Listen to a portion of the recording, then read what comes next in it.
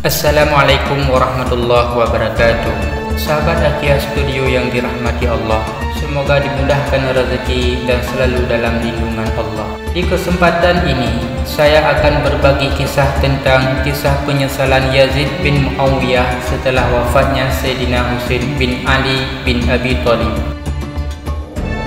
Kisah tragis penyesalan Yazid bin Muawiyah setelah terbunuhnya Sayyidina Husain. Dahulu Khalifah Yazid memiliki catatan sejarah hitam atas terpenggalnya kepala Sayyidina Husain. Tragedi Karbala tidak bisa terlupakan dalam hidupnya karena salah satu penyebab wafatnya cucu Rasulullah SAW itu adalah Yazid sendiri. Sayyidina Husain terbunuh dengan terpenggal kepalanya. Setelah itu kepala Sayyidina Husain dipakai oleh Yazid untuk mainan selama kurang lebih 2 bulan lamanya. Perbuatan ini sangat keterlaluan, apalagi korbannya adalah kepala mulia cucu Rasulullah SAW. Namun anehnya, saat kepala mulia Sayyidina Husain digunakan untuk mainan, kepala itu tidak terluka sama sekali. Bahkan semakin bertambahnya hari, wajah mulia Sayyidina Husain lama-kelamaan malah semakin indah dan tampan.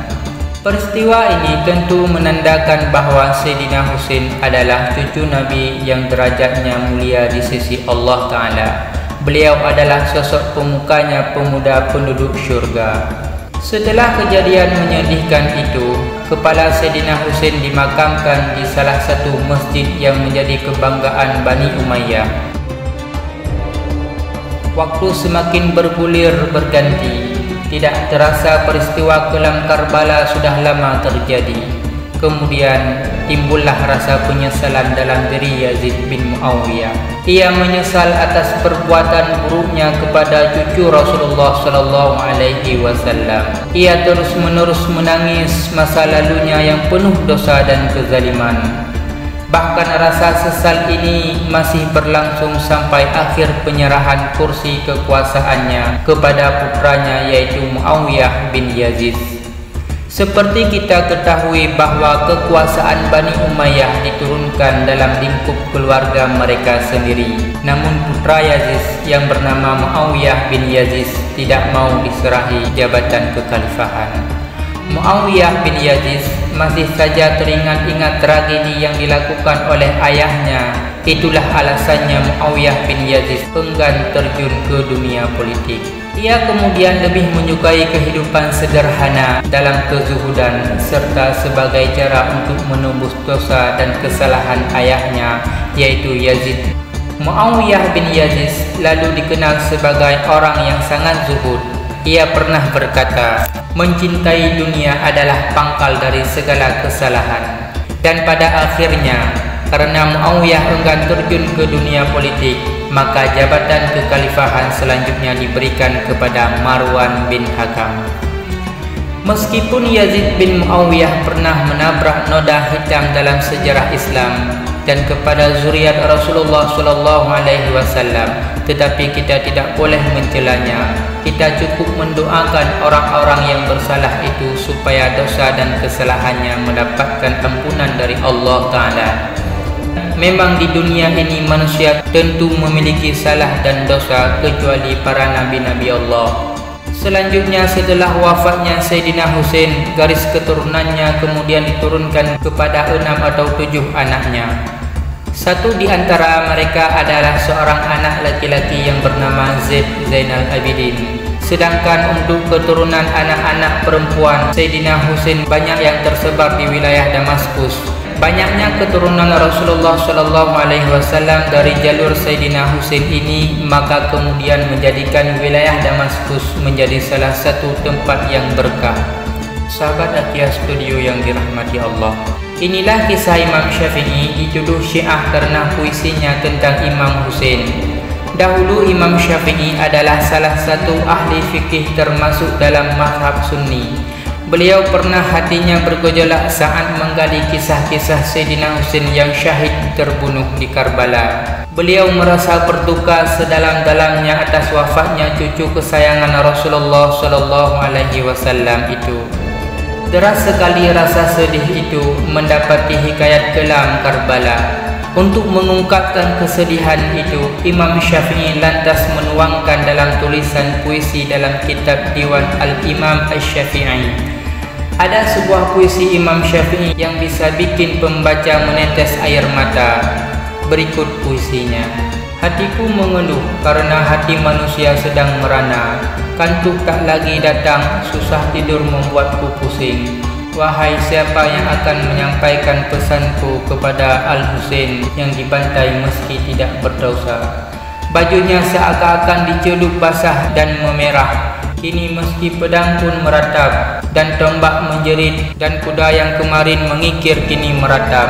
Bumi bergetar karena keluarga Nabi Muhammad SAW. Demi mereka gunung-gunung yang kokoh niscaya akan meleleh. Benda-benda langit rontok, bintang-bintang gemetar. Wahai jadur-jadur dirobek, demikian juga hatiku. Manusia berselawat untuknya yang diutus dari kalangan Bani Hashim. Dia juga memerangi anaknya. Duhai alangkah anehnya jika aku dianggap berdosa karena kecintaan kepada keluarga Nabi Muhammad, maka aku tidak akan pernah bertobat dari dosaku itu. Imam Syafi'i memang sangat rajin mempelajari sastra Arab klasik. Beliau juga pandai dalam melukis syair-syair indah dan menggugah hati. Dalam puisinya, Imam Syafi'i menulis gambaran betapa pedihnya ketika Sayyidina Husain dipenggal dan dibantai habis-habisan, sampai membuat tanah sekelilingnya merah terkena cucuran darah. Dengan tulisan puisi ini, Imam Syafi'i berharap agar kisah sejarah Sayyidina Husain bisa dijadikan suluh oleh umat Islam dalam menelusuri kebenaran dan membungkam tindak kezaliman. Semangat Sayyidina Husain juga membawa pengaruh Imam Syafi'i dalam menuliskan fatwa-fatwa yang dirasa provokatif oleh penguasa. Fatwa itu adalah kebaikan dunia dan akhirat. Terdapat dalam 5 perkara jiwa yang merasa cukup, tidak menyakiti orang lain, mencari rezeki yang halal, selalu bertakwa dan selalu percaya dan bergantung kepada Allah dalam semua hal. Fatwa ini tentu berlawanan dengan fakta kehidupan penguasa Harun ar-Rasyid, sang khalifah dinasti Abbasiyah, sebab karya-karyanya Imam Syafi'i lantas tidak suka berkecimpung dalam dunia politik penguasa. Bahkan pernah Imam Syafi'i diburu oleh penguasa Harun ar-Rasyid karena Imam Syafi'i dituduh berupaya melawan pemberontak dan membela kelompok Syiah. Kala itu memang ajaran Syiah dianggap sebagai ajaran yang membahayakan kerajaan. Padahal sebenarnya Imam Syafi'i hanya meluapkan rasa dukanya atas rasa cinta kepada Sayyidina Husain yang nasibnya malang. Di sisi lain, Sayyidina Husain adalah cucu kesayangan Rasulullah SAW, sebab karya-karya Imam Syafi'i yang dianggap berbahaya kemudian mengakibatkan Imam Syafi'i dan beberapa muridnya dijeblos ke dalam penjara oleh sang penguasa. Imam Syafi'i tetap kukuh dengan sikapnya dalam membela kebenaran dan memerangi kezaliman. Beliau enggan merevisi fatwa maupun karya puisinya meskipun harus dipenjara. Selain itu, penderitaan di penjara tidaklah sebanding dengan perjuangan besar Sayyidina Husain dalam melawan kezaliman penguasa. Sahabat Akhia Studio yang dirahmati Allah, begitulah sekilas kesedihan dan kecintaan Imam Syafi'i saat menulis hikayat wafatnya cucu Rasulullah SAW yang sangat tragis dan menyayatkan hati. Wallahu a'lam bissawab. Semoga kisah ini dapat memberikan manfaat bagi kita semua. Jika kalian suka dengan channel ini, silahkan klik tombol subscribe untuk mendukung Akhia Studio sebagai salah satu channel yang memberikan informasi kisah-kisah Nabi dan sejarah Islam yang dapat kita teladani sebagai umat muslim. Akhirul kalam, billahi taufiq wal hidayah, wa ridha wa hinayah. Assalamualaikum warahmatullahi wabarakatuh.